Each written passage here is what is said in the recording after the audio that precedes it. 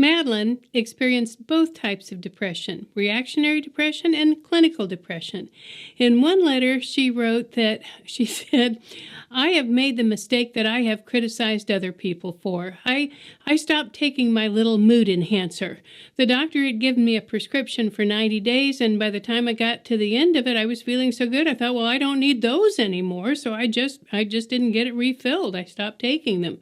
But then it didn't take too long until I started waking up in the morning feeling this dark, heavy cloud over me, and I just didn't want to get out of bed, and I was just hurting all over from head to toe, and then I realized what was going on, and as soon as I did, I called the doctor. I got the prescription refilled, and it didn't take long for me to start feeling better.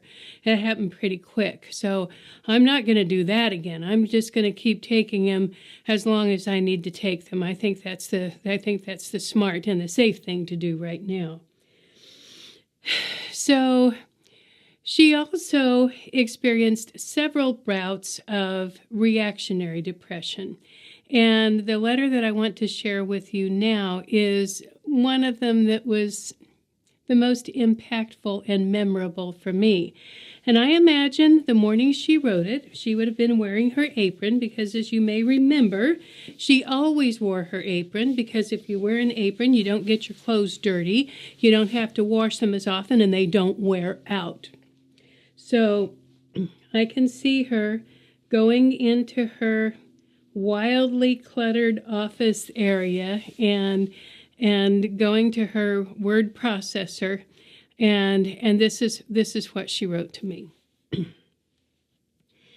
Dear Elaine, I have been through several days of really miserable depression, and I think it all started with this stupid book, Simple Abundance.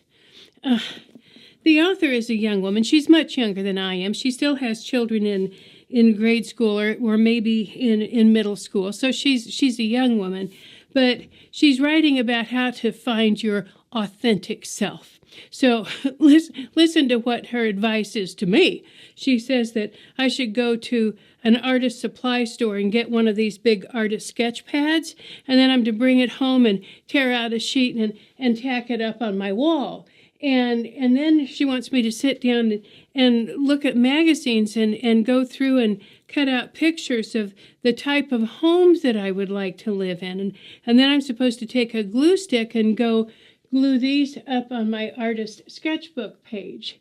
And then when I figure out the home that I want to live in, then I'm supposed to go to a travel agency and look at their racks of brochures for trips and cruises and adventures that I would like to take. And then I collect those and bring them home and cut out photos that represent each one of those things I'd like to do. And I take my glue stick and I go paste that up on my artist sketchbook page on the wall. And another thing.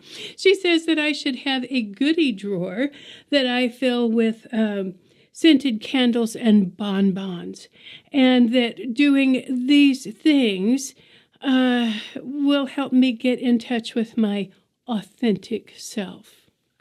Good Lord, my authentic self. Oh, scented candles and bonbons. Are you kidding me? But you know, I got to thinking about it afterward, and I thought, when I was her age, we were too poor to quit farming. We had to build the new dairy barn to keep our grade A status, and I had to learn how to milk, and I hated every single minute I spent in that barn. But we had never even heard the word bankruptcy at that time, and even if we had, we would have never considered it. We just tightened our belts and we worked our way through it. But this was at the time that the women's liberation movement was getting started, and I was reading articles about men who were becoming impotent because they were having to dry dishes. Can you believe it? I mean, oh my goodness. Well, as I was scooping manure out of the cow barn and sometimes spitting it out of my mouth. I did not have a lot of sympathy for those men. I think my thoughts were more like, oh, you poor babies. My heart just bleeds for you. But when I look back now at that time, I realize I was being my authentic self. I was helping my husband hold on to what was precious to him. I was helping him accomplish his dream, and I was raising our 4 children. And I think at that time my authentic self was fully operational. And that made me feel a little better. But I can tell you, during my days of depression, I didn't want to do anything except for sleep and read.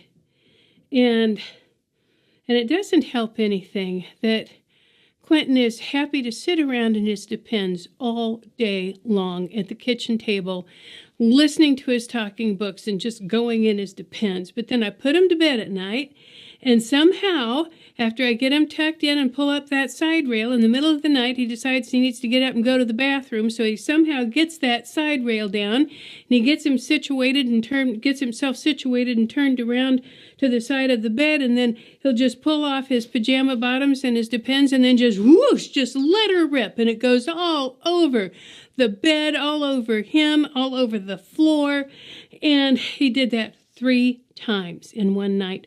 3 times.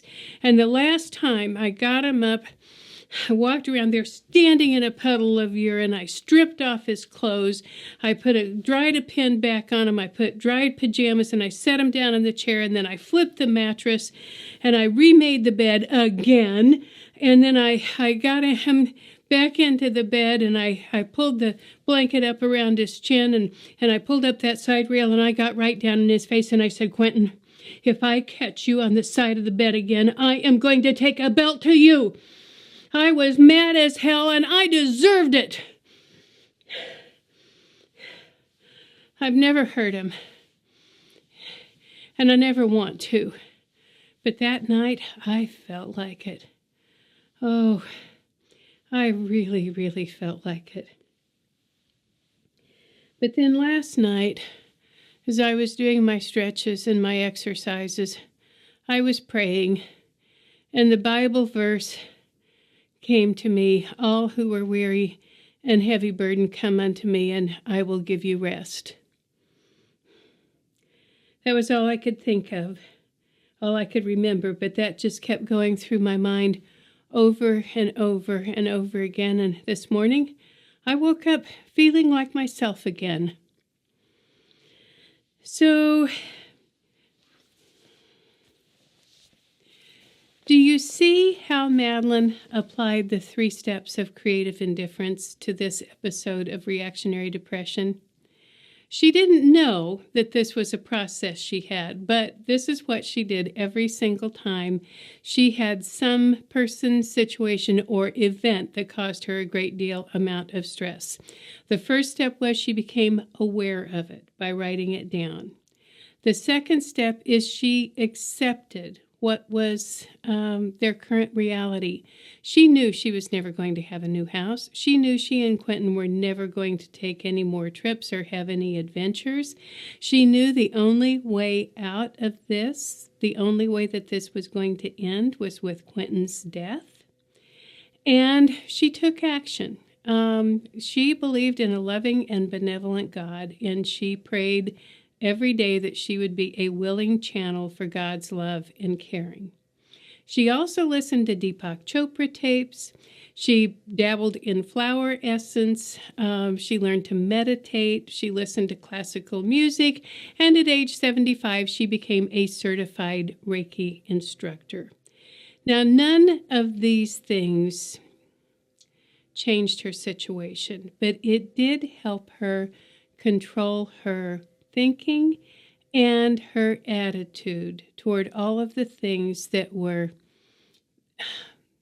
the most challenging, the most heart-wrenching, and the most difficult for her to manage.